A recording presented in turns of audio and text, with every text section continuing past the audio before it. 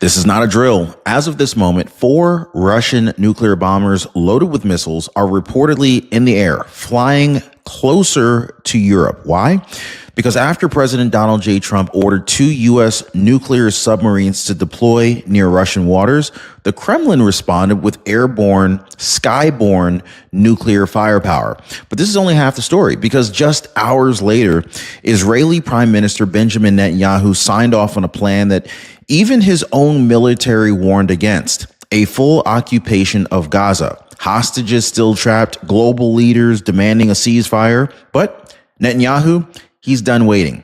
And what happened next could change everything. Is all of this a coincidence, or are we watching a multi-front crisis that's being engineered deliberately while the world's on edge? Well, stick with me, guys, because today we're going to break down the real reason that those nuclear bombers are in the air, the unthinkable decision that Netanyahu just made, and whether the U.S. is about to be pulled into something far bigger than anyone is prepared for.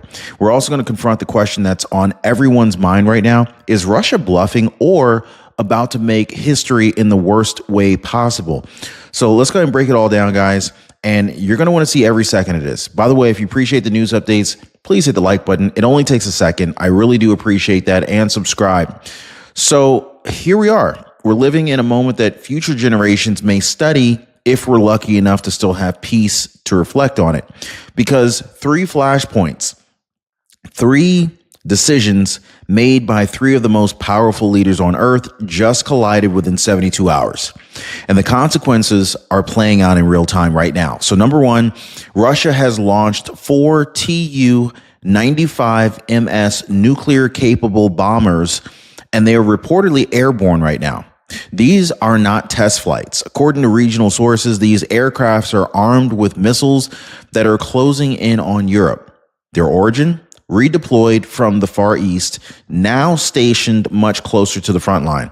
Number 2, just days before that, President Donald J. Trump, in response to a direct nuclear threat from Russian Security Council Deputy Chairman Dmitry Medvedev, authorized the deployment of 2 U.S. nuclear submarines to strategic waters near Russia. Now, unlike the last administration, Trump's move wasn't broadcast with a whisper. It was a message, loud and deliberate: America will not be threatened into retreat. And of course, there's number 3 here. Israeli Prime Minister Benjamin Netanyahu has approved what even some Israeli generals feared was unthinkable: a full-scale occupation of the Gaza Strip, including areas where Israeli hostages are still being held by Hamas.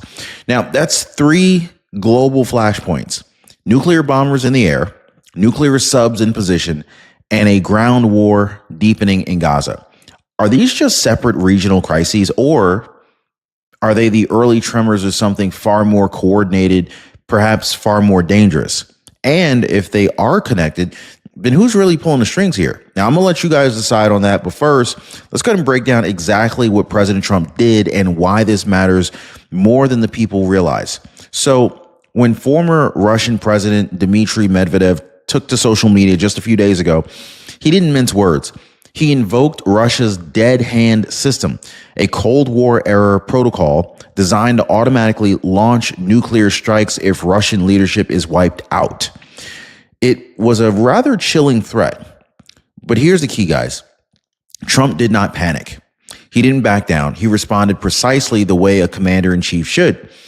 He said, "I've already issued the order. The submarines are where they need to be."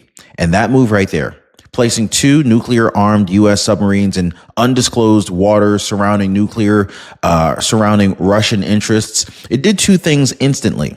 First thing it did was it reestablished the deterrent credibility of the United States, something that was sorely lacking under Biden's hesitant leadership. 2, it let American enemies know we are not going to be coerced by threats, tweets, or Soviet-era scare tactics.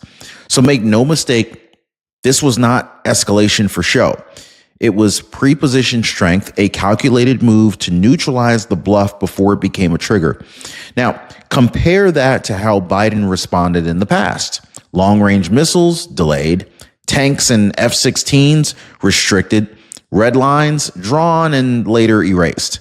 Yeah, but under Trump, The lines are back, and they mean something this time. So now, here's the real tension. Did Trump's move stop a disaster before it started? I want to hear from you guys. Or did Trump's move trigger Russia's next move, the one that we're going to cover in just a second here? Because those Russian bombers, they're not up there for training.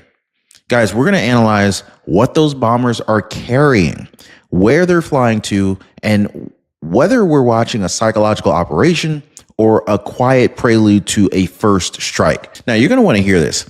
The people behind Chapter didn't stumble into Medicare by accident. They didn't. This was rather intentional. In fact, they got into it because their own parents were hurt by bad Medicare advice. That frustration turned into fuel, and that fuel became Chapter. So this is why I trust them and why I partnered with them. Now, one viewer by the name of Jamie from Texas, she wrote in to say Chapter helped her save $600 a year. Another, Catherine Garcia, she said she actually got to talk to a real person and walked away paying nothing for the coverage that she needed. That's amazing. That is absolutely amazing. So if you're 65 or approaching 65, or maybe your parents are, someone you love is approaching 65, and you're unsure and you're confused, or even you think you might, already be in a good plan, but you're not quite sure, let Chapter double check that for you for free. The worst case scenario, they'll let you know, hey, you're already in the best plan. Best case scenario, you'll get more benefits and even save a ton of cash. Now, this could literally be the most important call you make all year. Phone number's down below. You should see it on your screen, 909-563-8279, or on the web at askchapter.org/Ron. So let's be very, very clear on the facts. As of August 5th, 2025, Russia has launched 4 Tu-95 MS bombers, heavy, long-range aircraft capable of carrying nuclear cruise missiles. That's a big deal, guys. They aren't sitting on a runway. They're in flight. They're in motion. They're in the air. They're airborne. And they aren't heading into Siberian skies just for drills. Their trajectory brings them closer to Europe. And so now, these planes, they were recently moved from the Far East, where they were believed to be out of range of Ukrainian or NATO strikes. Their return to Engels Air Base puts them within active strike distance of multiple NATO nations and U.S. military installations. Now, this sudden repositioning wasn't made in a vacuum. It followed 2 key developments. Number one, the deployment of the U.S. submarines by President Trump, and of course, Russia's official revocation of its self-imposed nuclear weapons restrictions, a moratorium that they've declared irrelevant. So their justification of this, the INF treaty is dead, terminated in 2019 during Trump's first term after the U.S. caught Russia repeatedly violating it. And since then, Russia claims the West has deployed systems capable of ground-based intermediate-range nuclear launches to Europe and to the Asia Pacific. So here's what this tells us. Russia wants the world to believe that its bomber launch is a calculated response, not provocation. But the timing, the arming, the flight path, the refusal to commit to de-escalation, it all points to something entirely different, okay? So are we witnessing a well-crafted intimidation campaign designed to force NATO and Trump to flinch? Or is this a test run for nuclear readiness in the event of a first strike strategy being quietly prepared? Well, there's no confirmation yet that these bombers are carrying live nuclear warheads, but Russia wants you to believe that they might be. And in this game, perception is the point. So what they say and what they do no longer match. And that leads us straight to the Kremlin's mixed messaging, okay? So I want to go straight to the contradiction. So on the one hand, Kremlin spokesman Dmitry Peskov, he told reporters today that Russia remains committed to nuclear non-proliferation and doesn't seek to escalate tensions. Now, on the other hand, Russia just lifted its nuclear restrictions, launched bombers, refused to condemn Medvedev's nuclear threats toward the United States. Now, when asked directly about President Trump's submarine deployment, Peskov said, quote, We would not want to get involved in such panic or comment on this in any way. Okay, so not involved in panic. They are literally flying strategic bombers toward NATO territory. Russia says it wants caution. Russia shows the world a loaded weapon. You see the contrast here? This is classic strategy ambiguity. It lets them act aggressively and then speak softly and then blame others for overreacting. You see the problem with that? They project reason while preparing for war. So here's where things get very dangerous. When a nuclear power refuses to speak with a single voice, the risk of miscalculation skyrockets. Medvedev's threats may sound extreme. Putin hasn't disowned them. And Trump's refusal to back down has only added clarity, not confusion, to America's position. So this leaves us with two governments, two doctrines, one that postures through shadow games and another one that reasserts deterrence with unmistakable precision, which brings us to a very critical question. If ambiguity leads to misunderstanding, then who benefits from the fog, right? I mean, we'll get deeper and deeper into that question in just a second. But when we look at what Benjamin Netanyahu just triggered in Gaza, because if Russia is playing games in the sky, Israel may have torn the ground wide open. So in Israel, a decision was just made that could change the course of the entire region and possibly even ignite a broader war. So Prime Minister Benjamin Netanyahu has reportedly approved a full-scale military operation of Gaza. Not just a raid, not another series of strikes. This time, the plan includes occupying the entire territory, including zones where Israeli hostages are being held by Hamas. This wasn't a unanimous move. No. Israel's own military leadership, the IDF, has voiced very serious concerns about this. Why? Because they know what's at stake. Storming into Hamas-controlled zones with hostages could lead to mass casualties, including the very people Israel's trying to rescue. But Benjamin Netanyahu, he made his choice already. His government argues that total removal of Hamas from power is the only viable outcome.